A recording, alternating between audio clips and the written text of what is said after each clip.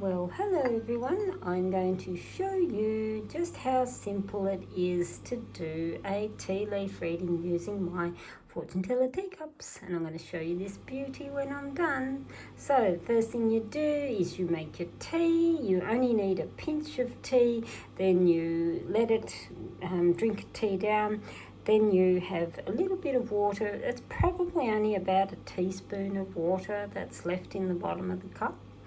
Get some swirl happening, and as we are swirling, we are rolling, and we're leaving our teacup down. So then once we let the teacup drain, now it's up to you. You can, some people will turn the cup 3 times clockwise. Some people say use your non-dominant hand. Doesn't really matter. It's completely up to you. My practice is we knock 3 times. And so we then look at what symbols are in the cup. So in here, there's 2 ways you can read this. You can either read it with the actual images of the tea on the image in the cup. So that way you are reading 2 layers. Or you can simply say there's a blob of tea on the man, the blob of tea is touching the letter. Then you would go in your little booklet and you would look up what does man mean and what does letter mean. And then you literally sync or line up the 2 key words that go with man and letter because these are joined. You then can read, like I said, the images, and there literally it's like a pigeon or a fantail pigeon to me, or a fantail bird, and you've got it sitting on the coffin. Now birds are the messengers in tea symbology, and birds always give really good news. But this one in particular is really interesting because your bird is sitting on the coffin. Now there's 2 ways people can take that. If you're on the low road, you might say, oh, negative news coming. Some people would probably think, oh, something's coming to a death or an end. But remember, coffin is a box. What do you do with a box? You leave things dead and buried where you do not dig them up again. So that could be news about your past. It could be, literally, on the high road, messengers from people in the spirit world who have crossed over.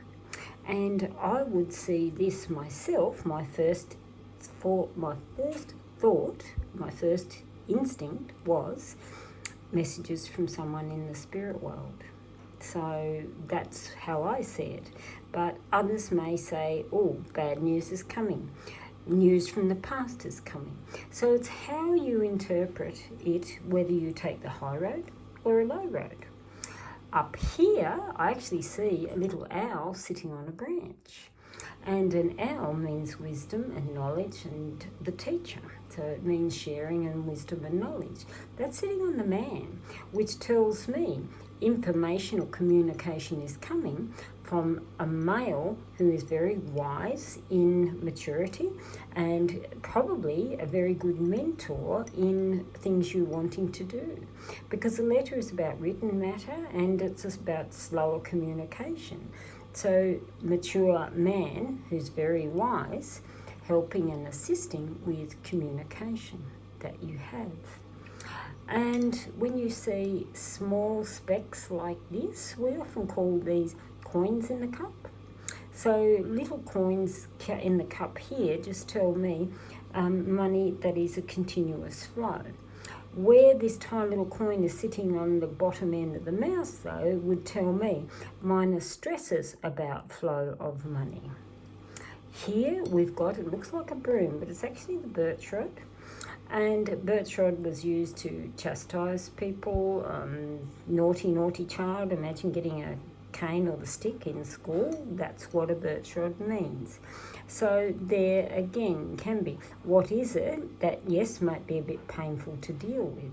But here, don't know if you can see it, but I can see it really close here. It's actually the shape of a little coat hanger. And a little coat hanger, what do you do with a coat hanger? It stays in the cupboard until you're ready to wear something. So there would tell me something that is a bit difficult for you to deal with may be coming to the surface. So see how easy it is to actually put the words together when you are using a fortune teller teacup. Now this one, isn't this a stunner? This is my new one. This is my bumblebee, and he's more like a steampunk bee. He's got some cogs here and gorgeous sunflowers. Then we've got a bee here and another bee here.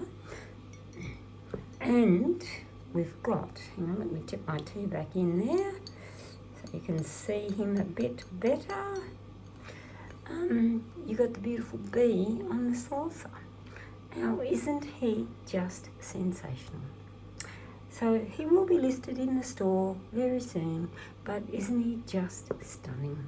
So there's the quick way on how to do a tea leaf reading.